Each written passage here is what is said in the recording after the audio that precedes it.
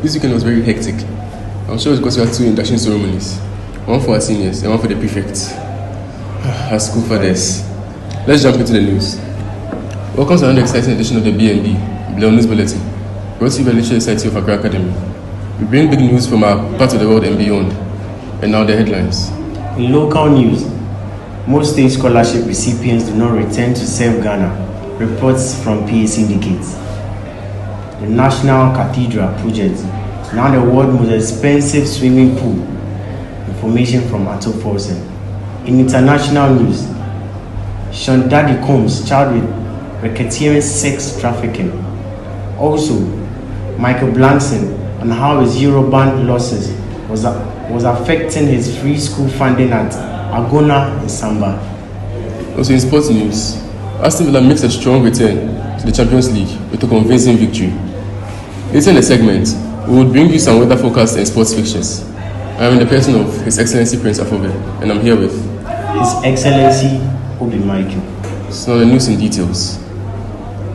On the 14th of September 2024, the induction ceremony for the incoming prefects as well as the final year students took place. The incoming prefects officially received power from the outgone prefects that day. The final year students were introduced into the Accra Academy Old Boys Association. Most seniors have visited the school campus upon completion of their papers, and the last batch is expected to leave the school by Friday. In local news, most state scholarship recipients do not return to serve Ghana, reports from PAC indicates. The chairman of the public account has expressed concern over the increasing trend of scholarships beneficiaries from public universities and technical universities failing to return to Ghana. He noted that many lecturers who were sponsored by the government for PhD programs abroad chose to remain in their host countries instead of returning to serve our beloved country.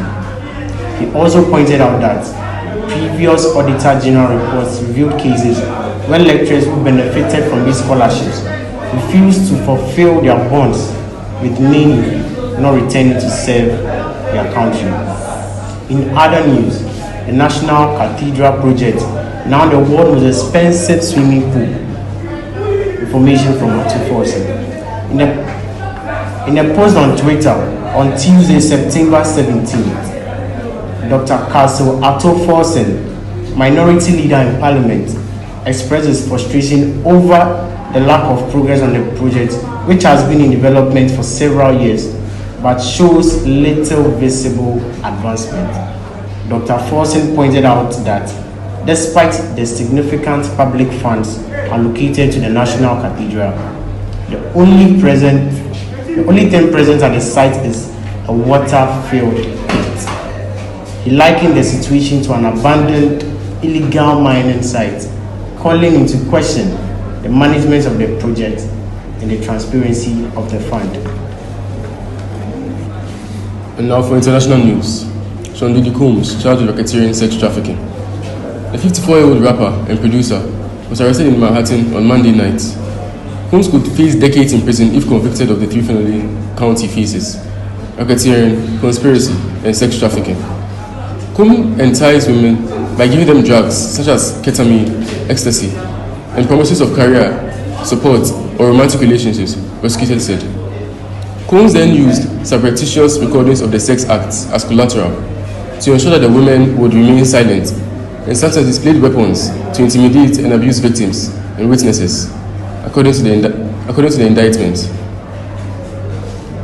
Furthermore, Michael Blanson on how his Eurobond losses has affected his free school funding at Agona in Saba. In a series of posts on Twitter, X, Blanson explained that he investigated in Eurobonds to support the long-term operation of his school. He said his investment returns have been severely affected by the government's debt restructuring efforts. He went on to criticize the financial minister for offering bond pools difficult terms, including either a 37% cut with 5% interest over 11 years, or a smaller cut with only 1.9 interest over 15 years. And now for sports news. Aston Villa makes a strong return to the Champions League after a convincing victory. After 41-year absence from Europe's top club, Aston Villa are back on the game, big time and in style.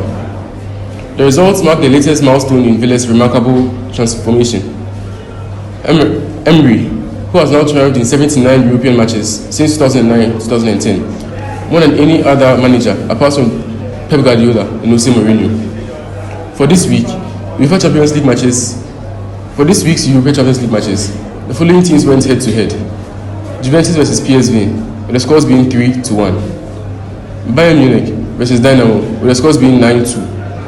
And Real Madrid versus VfB Stuttgart, with the scores being 3-1. On Wednesday, Manchester went against Inter Milan, with the scores being 0-0, and PSG went against Girona, with the scores being 1-0. And finally, on Thursday, 19 September, Atlanta went against Arsenal.